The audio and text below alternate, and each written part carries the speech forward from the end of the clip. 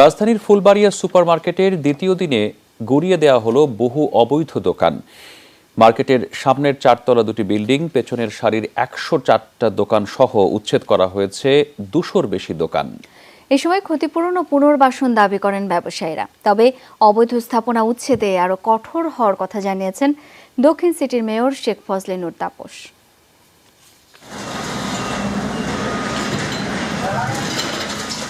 দুপুর ১:১টার দিকে শুরু হয় উচ্ছেদ।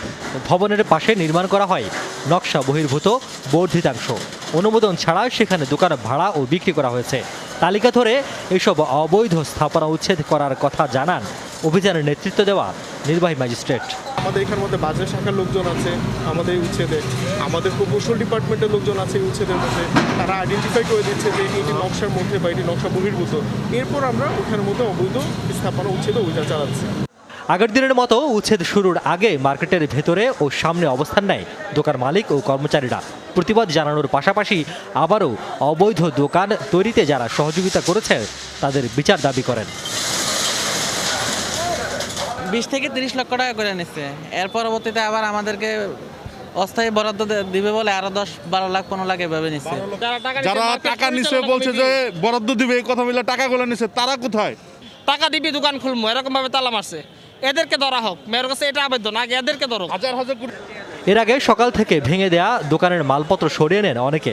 সব হারিয়ে কোথায় যাবেন প্রশ্ন তাদের। দাবি পুনর্বাসনের। আমরা সরকারকে বাধা দিচ্ছি না, কিন্তু আমরা দাবি জানাচ্ছি যারা আজকে কয়েক বছর, আজকে ১০-১২ বছর এই ভবন তৈরি করলো, তখন কি মেয়র সাহেব দেখে নাই? তাইলে আমাদের ফ্যামিলিগুলো কই যাবে? আমরা কি করে খাবো? এগুলো মেয়র মহোদয় আমাকে একটা ব্যবস্থা করে দেয়। মেয়র ফজলুর তাপসের সাফ কথা, বাধা দিয়ে উচ্ছেদ বন্ধ করা যাবে না। সকালে খিলগাঁওয়ের নন্দীপাড়া ও হাজারীবাগে কালনগর খাল পরিদর্শনে গিয়ে তিনি বলেন, সব অবৈধ স্থাপনা সরাতে অভিযান চলবে।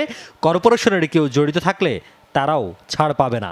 ঢাকা দক্ষিণ সিটি কর্পোরেশন থেকে করা হচ্ছে, দুর্নীতিমুক্ত করা হচ্ছে।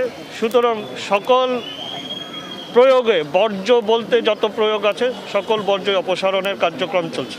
ভালো কাজ করতে গেলে বাধা আসবেই, কিন্তু আমরা সেই দৃঢ়তা এবং সংকল্প নিয়ে এই কার্যক্রমে আরম্ভ করেছি।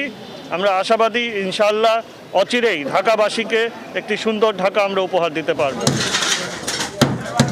ফুলবাড়িয়া সুপারমার্কেট ২-এ প্রায় ৯১১টি অবৈধ দোকান সরাতে মঙ্গলবার থেকে শুরু হয় উচ্ছেদ অভিযান। রিয়াজ রায়হান, যমুনা নিউজ, ঢাকা।